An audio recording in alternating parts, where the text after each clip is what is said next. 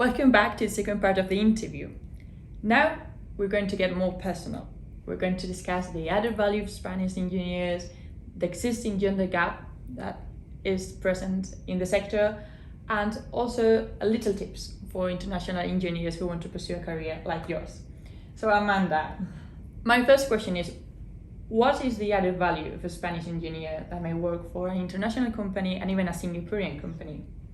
So speaking in general, I will say Spanish engineers are well seen overseas. I think our degrees are tough.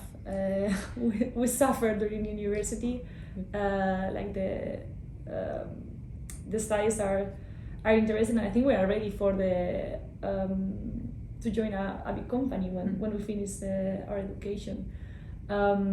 So from my experience in Europe, I will say also I think Spanish engineers are welcome in many industries, and of course we are working for big companies with huge cultural backgrounds and so we need to have everyone included, and for especially these big companies, they need people from everywhere. So we have the knowledge and we thrive in international environments. So now let's focus on a main issue, that is the gender gap that exists in the sector. It's a male-dominant sector, and how you as a woman, Amanda, approach these challenges? Well, I think sadly it's a problem, especially in the technical departments.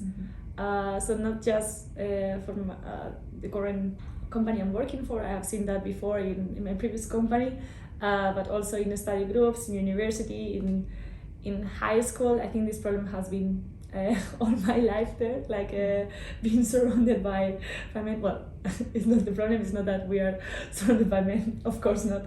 The problem is that woman isn't there. Exactly. So I think it comes not from higher levels, it comes from lower levels. As I said, when I choose the technical high school, we were maybe 5 girls out of 30, and wow. That's very sad because technology has to be there for everyone. So if you don't have people from different backgrounds, different ages, different gender, different identifications, then you're not developing technology for everyone. No, I mean we're half of the population. Exactly. And there's not even a fifth of women studying engineering. I think no one ever happened to me or anything, but it's true that it would be more fun having more women around. Yeah. And I think women working in engineering can be displayed or can show their daily job to girls that are hesitant or don't know which path to follow. I think that's very important. And then if we showcase more women in engineering, we'll have more girls choosing engineering. Exactly. And I think women can bring a different approach even to the sector, so which I think is really interesting and can provide different solutions. And is that this gender gap problem the same in Europe and in Asia? I think it's everywhere. Yeah. Yeah. Sadly, it's worldwide. I think it's everywhere. Yeah, I wouldn't say it's a local problem or anything. No. And how do you think we can tackle this problem in the engineering sector? I think, of course, it's not going to change from one day to another. And when it comes to my personal case, for example, I don't want to be hired just because I'm a woman and a manager needs to fulfill like KPIs with equity. I want to be hired because I'm the best candidate for the job. Yeah. So what we need is having more girls studying engineering careers, and then there will be more competition between girls and guys, and if the change will just happen, the numbers will be more equal. Yes. So we have to change education, and also kind of provide this information to young girls who are studying maybe in school, high school, that they can and they will thrive in this engineering sector, and that there's a solution, there's a path for them. Yeah. Right? Because maybe not all young girls know that we can work in these sectors, and it's a really interesting sector, and it's not just for males who may be more technical, more into maths and science and such.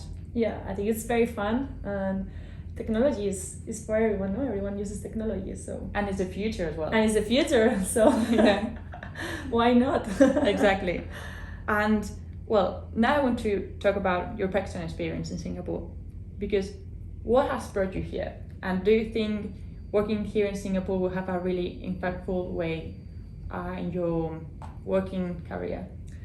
Well, I came to Singapore, of course, because there was a super interesting project from my company to work with, but also because I was super curious about Southeast Asia. I wanted to come around to this part of the world for a long time, and Singapore is, I would say, one of the places to be in life. So it's really, really nice. And I think it has a huge impactful it's going to have a huge impactful in the future also in my career, because we have to, in big companies we work with all kind of cultures and we interact with many people. Yeah. So when being here and getting to know others and interacting with locals also, I think it's awesome, no? Getting to know from others and also tell them things about Spain and how wonderful Spain is. And yes, and that's why you're here. Yeah. And that's why you're being interviewed. Okay. Yes. But you're helping a lot to for the Singaporeans to realize that how valuable were Spanish engineers and Spanish professionals in a way. And I just want to finish this interview with little tips for maybe newly qualified engineers like you in 6 years ago maybe, who want to pursue an international career like yourself. What should they do to be like you? Oh, I think the best tip I can give to someone, or the tip that I give to my loved ones, it's go abroad. You have to go abroad. You have to see what's out of Spain. Spain is one of the places to be in life as well.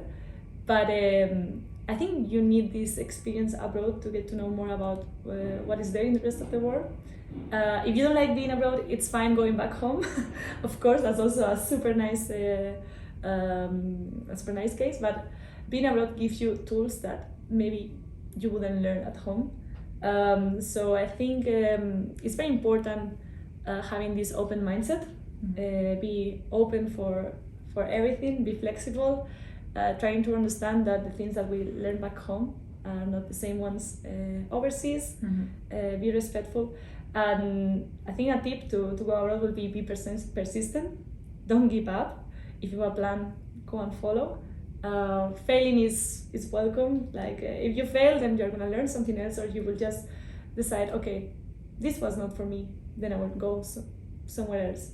So I think there are not wrong answers. Wrong. I don't know. So, what we can learn? No. I'm Melia. There are no wrong decisions, quería decir.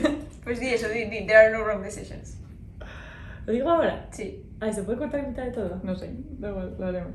Okay, so there are no wrong decisions. I think if you fail, you are learning, no? So exactly. Don't be scared to fail. I don't consider myself as brave, but people back home sometimes say, "Oh, you are so brave," and no, I just go there and see what's going on and what life is bringing me. And of course, to pursue a job and so build your CV, build a nice cover letter, be dedicated, be focused, target a company or something that you really feel passionate, because you don't want to be working on something that you don't like. Working overseas can be a challenge, and you don't want to have a challenge also at work. So if you enjoy your work life, you will also enjoy your private life.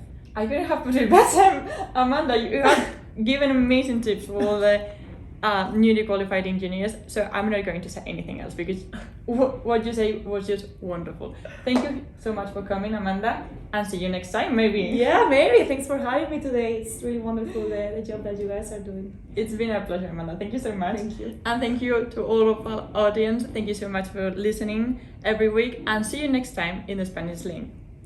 Adios.